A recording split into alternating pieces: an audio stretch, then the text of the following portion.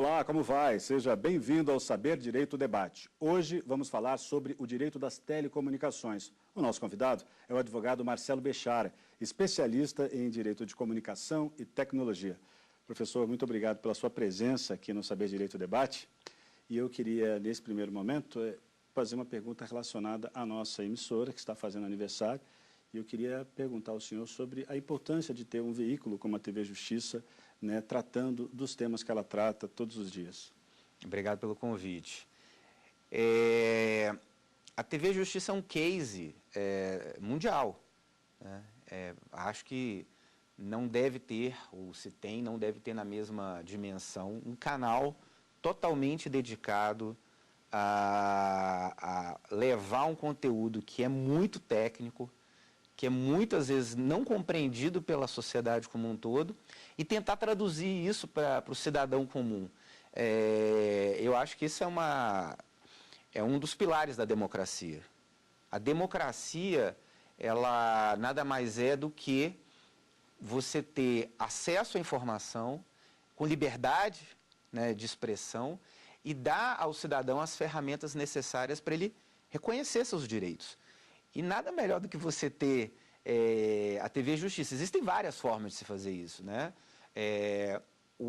A nossa Constituição, ela foi muito sábia quando ela estabeleceu que a televisão brasileira deveria estar calçada em 3 grandes modelos. O privado, que são as grandes redes de televisão, né, que no Brasil tem muita expressão, muito sucesso.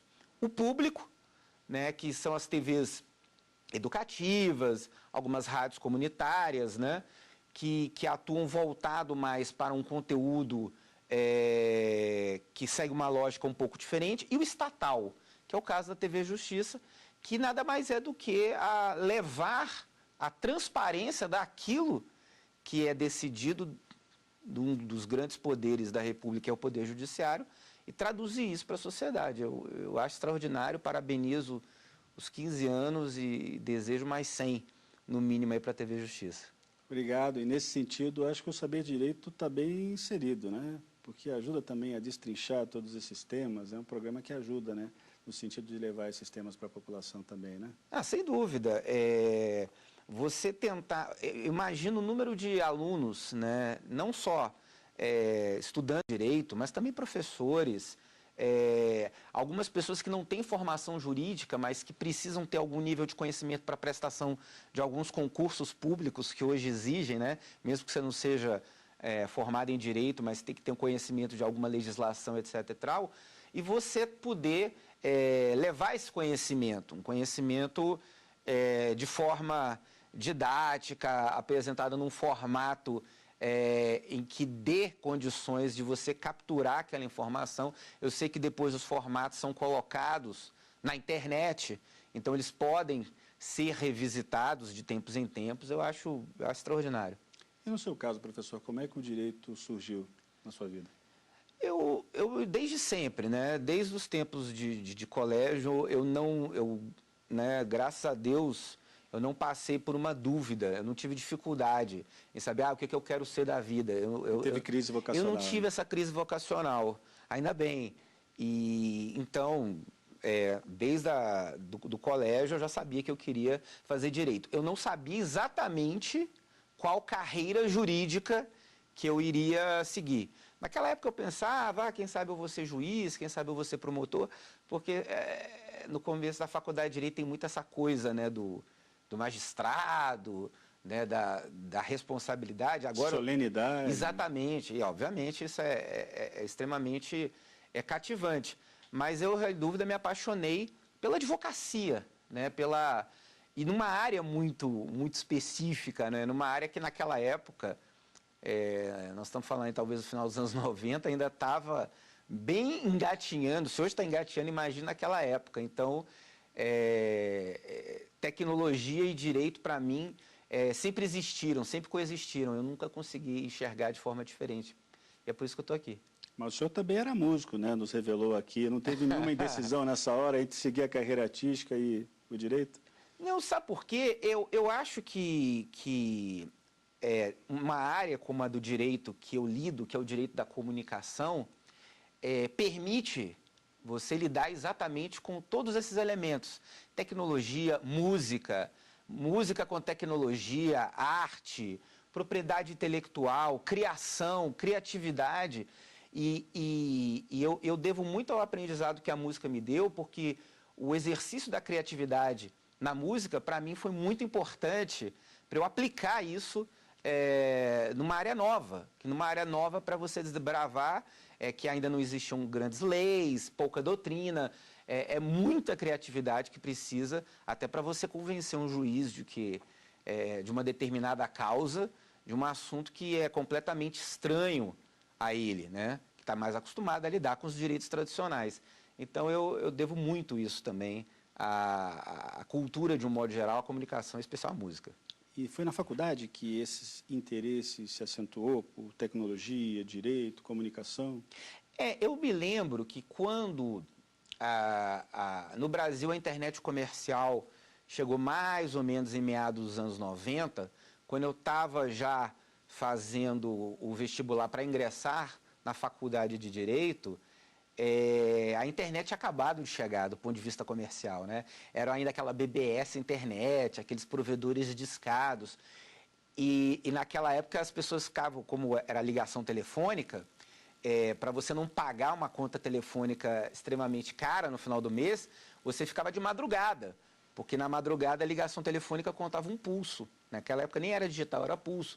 Então era muito comum eu passar as madrugadas e, obviamente, com a internet na velocidade que tinha, você tinha que esperar muito até uma tela aparecer. E desde aquele momento, eu já comecei a imaginar como que seria, como que o direito lidaria com aquela situação. Ou seja, nós temos um ambiente em que as pessoas se relacionam. Um ambiente onde negócios são feitos, relações são estabelecidas, direitos são violados. E desde o começo da faculdade eu já sabia. Eu falei assim, não, eu vou mexer na área de direito, de tecnologia, com um foco importante na internet, mas ao longo desse aprendizado eu acabei também abraçando outras atividades que são correlatas. Professor, vamos à nossa primeira pausa? Vamos lá. Perfeito, vamos ao intervalo. O Saber Direito Debate volta daqui a pouco. Até já.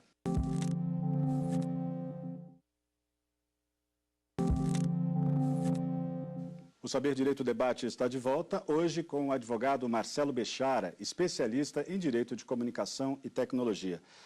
Professor, ao longo da semana foi exibido o curso, né, que o senhor deu aqui na TV Justiça, e a pergunta é: a quem esse material foi voltado? Eu preparei um material que fosse, obviamente, tivesse um foco jurídico para ser aproveitado, tanto por professores quanto por estudantes de direito, mas eu tentei trazer ao longo dessa semana situações bastante atuais. Qual que é a minha pretensão? É despertar o interesse. É mostrar que, evidentemente, nós temos os ramos tradicionais do direito, eles sempre permanecerão, mas que o direito também pode ser algo desafiador, que pode ser algo que pode pensar o futuro, né? A carreira jurídica é sempre muito vinculada a questões mais formais, tradicionais, e você discutir temas do terceiro milênio, eu acho que é um desafio extraordinário. A minha ideia era tentar despertar isso nas pessoas, obviamente, em especial nos alunos, nos estudantes. Então vamos a eles. Eu queria ouvir a sua opinião sobre a legislação, se o senhor considera que ela esteja ajustada a esse tempo de mudanças, né, tão rápidas, tão frenéticas, né, especialmente na área, né, das telecomunicações.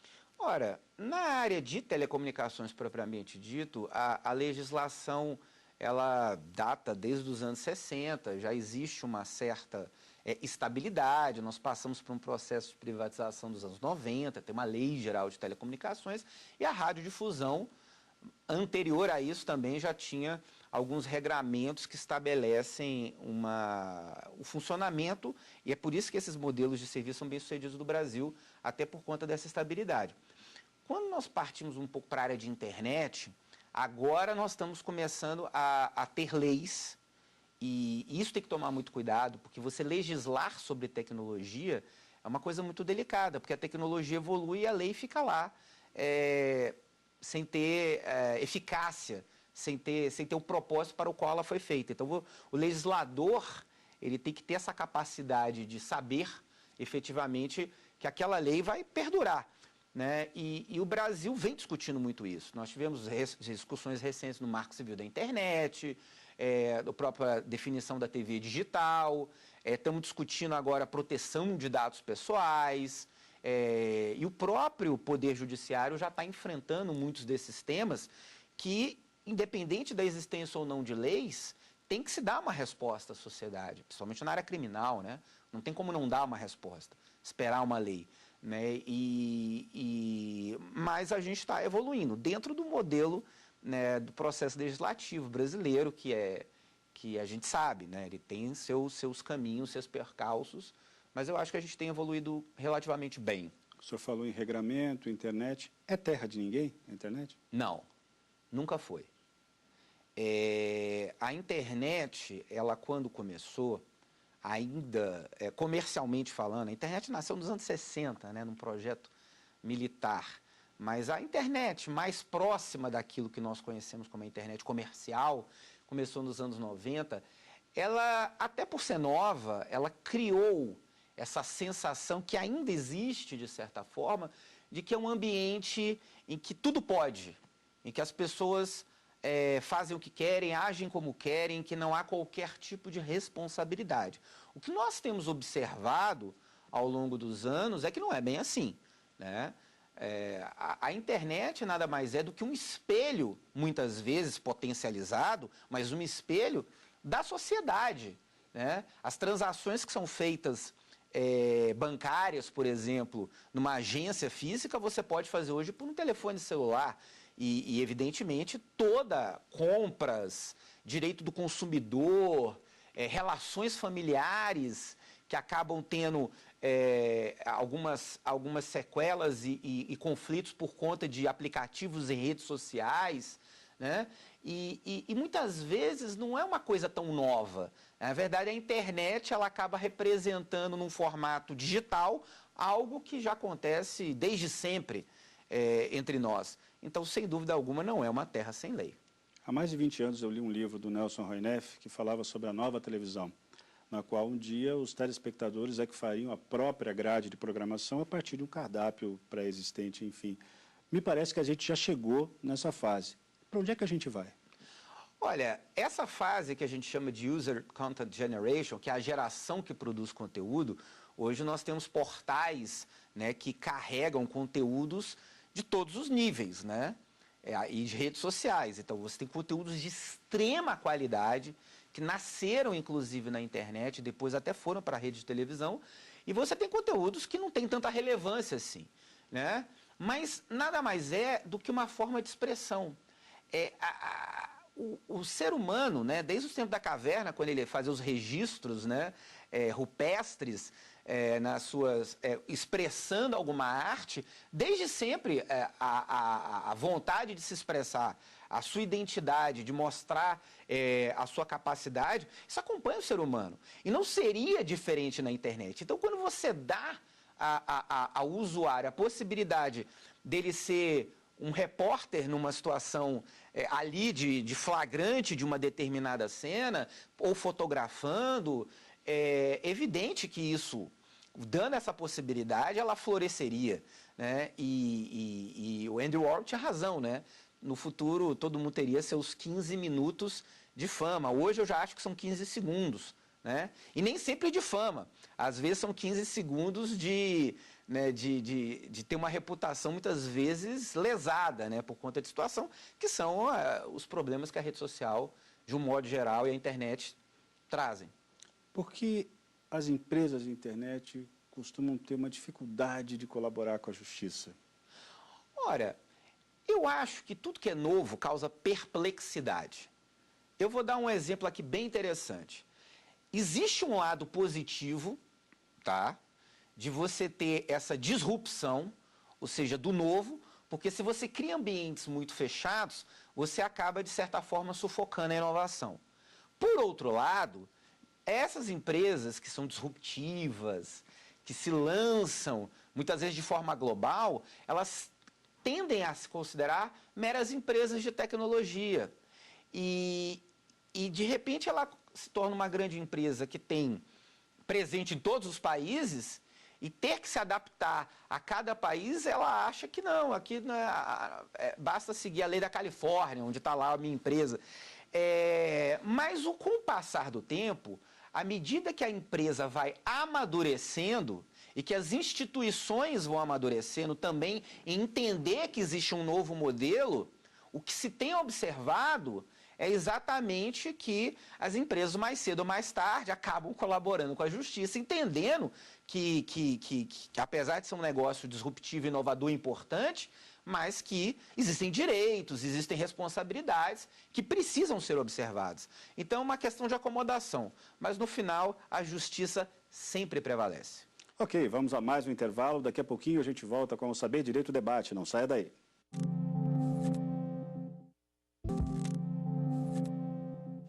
Voltamos com o Saber Direito Debate. O nosso convidado é o advogado Marcelo Bechara, especialista em Direito de Comunicação e Tecnologia. Estamos falando sobre o direito nas telecomunicações. E agora vamos tratar dos livros que o nosso convidado trouxe aqui, começando pelo Marco Civil da Internet, de Jorge Salomão Leite e Ronaldo Lemos. O que é que se pode falar a respeito dessa obra?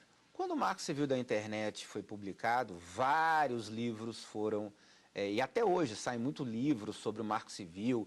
Eu tenho certeza que aí nas universidades muitos estudantes resolveram fazer do Marco Civil a sua monografia de conclusão de curso.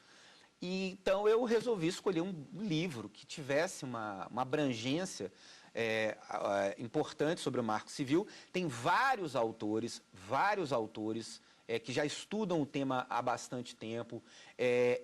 Cada artigo, cada inciso é abordado dentro de artigos que foram publicados. E é um livro bastante completo, inclusive com considerações que nem inclusive do deputado federal que foi relator, de engenheiros, é bem completo. O senhor também trouxe aqui Direito das Comunicações, de Erickson Scorsin. O Erickson ele conseguiu, num livro, que não é um livro muito grande, falar de tudo. Então ele fala de TV por assinatura, radiodifusão, telecomunicações, internet. Eu acho que esse é um livro para quem quer começar a entender um pouco desse direito, extremamente interessante, fascinante, porque consegue colocar todos esses temas de uma forma bastante organizada. Ele fala até de criptografia, que é um tema que a gente não abordou aqui, né? Que é um tema interessantíssimo também, né? Em relação à segurança. A gente está muito bem nessa área de criptografia? Como é que a gente está hoje? Já tem o ICP Brasil, a Infraestrutura de Chaves Públicas Brasileiras, é uma entidade governamental, é uma autarquia, que tem como papel exatamente regular a criptografia. Sim, o Brasil já está bem avançado, a Receita Federal, os bancos, algumas declarações de rendimento já são feitas. As pessoas jurídicas são obrigadas a fazer mediante assinatura. Nós estamos bem nesse campo da criptografia também. O senhor trouxe aqui também Telecomunicações, Doutrina, Jurisprudência, Legislação e Regulação Setorial, de Floriano de Azevedo Marques Neto e Milene Luiz e René Cossione. Exatamente. Esse é um livro que fala de telecomunicações, ponto. Ele tem uma visão muito regulatória, então, que é o direito administrativo moderno. Então, quem quiser entender da Lei Geral de Telecomunicações, de Anatel, e todas aquele emaranhado de normas que são específicas desse campo regulado, que tem uma agência reguladora, esse livro, ele preenche plenamente esses requisitos. Já que o senhor falou de Anatel aí, a gente podia também falar da Agência Nacional do Cinema, da Ancine. Qual que é a função dela em relação à TV por assinatura, por exemplo? A Ancine, ela ganhou um papel de relevância muito importante com a Lei 12.485, que é a lei do SEAC, que é o nome técnico para TV por assinatura, e ela tem como função regular as atividades de produção, programação e empacotamento, ou seja, todos os canais que estão disponíveis ao mercado brasileiro pela TV paga têm que estar devidamente registrados pela Ancine. Além disso, a Ancine cuida do fomento, do audiovisual, do cinema, e tem um papel bastante importante na política de cotas, né, que foi estabelecido pela lei. Então, ela cumpre a fiscalização se efetivamente essas cotas de produção independente, produção, estão sendo respeitadas de acordo com a lei. Conteúdo nacional, né? Exatamente. O senhor trouxe também aqui o próprio livro, né? Radiodifusão e TV Digital no Direito Brasileiro, de autoria sua e de Ricardo Capúcio Borges. Esse é um livro que a gente resolveu escrever quando foi adotado o Sistema Brasileiro de Televisão Digital em 2006. Então, ele conta um pouco a história. Ele tem uma natureza jurídica, claro, mas ele também tem uma natureza muito de contar um pouco como é que foi o processo decisório brasileiro até a adoção do padrão japonês. Por que a gente escolheu o padrão japonês? Tecnicamente era o melhor. Era aquele que preenchia, era o mais avançado e o que preenchia os maiores requisitos. O padrão japonês, à época, era o único que já permitia a portabilidade. Ou seja, se hoje é comum você entrar em carros e ver nas telas multimídias, às vezes até em equipamentos GPS e celulares, a televisão digital, inclusive assistindo a TV Justiça no celular, é porque o padrão japonês foi escolhido e que proporcionou isso. A gente está em que fase em relação a essa transição do analógico para o digital? Ainda vai levar um tempo ainda? Ainda vai levar um tempo, mas já existem cidades que já foram, o sinal analógico já foi desligado. Rio Verde, que é no interior do estado de Goiás, que foi um projeto piloto, mas duas grandes cidades, Brasília e São Paulo. E estamos caminhando para desligar Goiânia. Né? Goiânia deve ser desligada ainda em 2017, e algumas outras cidades. Então está indo muito bem, sem barulho, no momento de crise. Todos os países que fizeram isso tiveram muita dificuldade, e nós estamos conseguindo fazer essa transição de uma forma muito interessante, muito harmônica. O nosso modelo hoje de radiodifusão em relação a outros países, como é que o senhor avalia? Eu acho que o modelo brasileiro é um modelo muito bem sucedido. A gente tem quando você olha o mercado americano, ele é muito voltado para a TV privada. Tem a TV pública, mas o foco é a TV privada. Quando você olha o mercado europeu, existe um foco muito importante na TV pública. Né? O Brasil, você tem uma TV privada de excelente qualidade, que exporta produtos para o mundo inteiro. E você também tem TV pública de qualidade, algumas públicas, como no estado de São Paulo, como no estado de Minas Gerais, né? A própria EBC, e você tem as TVs estatais, né? Justiça, Câmara, Senado, e que inspirou, inclusive, várias assembleias legislativas pelo país de também terceirizar seus canais. Eu acho que isso é bastante completo. Eu refuto um modelo extremamente bem sucedido. Agora, falando sobre instâncias da Justiça, uma decisão do STF, por exemplo, relacionada a um site que está hospedado num outro país, essa decisão vai valer, mesmo que esse site esteja num ambiente digital no exterior? Eu acredito que sim, né? A primeira coisa que a gente tem que observar é, se o STF teve que decidir sobre um site que está hospedado no exterior, mas independente dele estar hospedado no exterior, se chegou a uma relevância da Suprema Corte, é porque não é um site qualquer. Não estamos falando de um blog, um sitezinho, nós estamos falando de uma atividade que tenha relevância dentro do Brasil, que, portanto, repercuta no país. Então, já foram tomadas várias decisões em relação até porque quando essas empresas crescem, elas acabam abrindo filial aqui. Então, até para poder vender, fazer negócios e rentabilizar os seus sites. Então, sim, a decisão do Supremo, no âmbito, evidentemente, da Constituição e dentro do país, ela pode e deve ser respeitada. Professor, eu queria agradecer pelo seu tempo, pelos esclarecimentos que o senhor deu nesse tempinho aqui conosco. Muito obrigado, viu? Muito obrigado. É isso, o Saber Direito Debate fica por aqui, mas você pode rever esta edição na internet. É só acessar tvjustiça.jus.br. Edições anteriores também estão disponíveis lá. Perguntas e sugestões podem ser enviadas para o nosso e-mail, saberdireito@stf.jus.br. Muito obrigado pela companhia. Até semana que vem.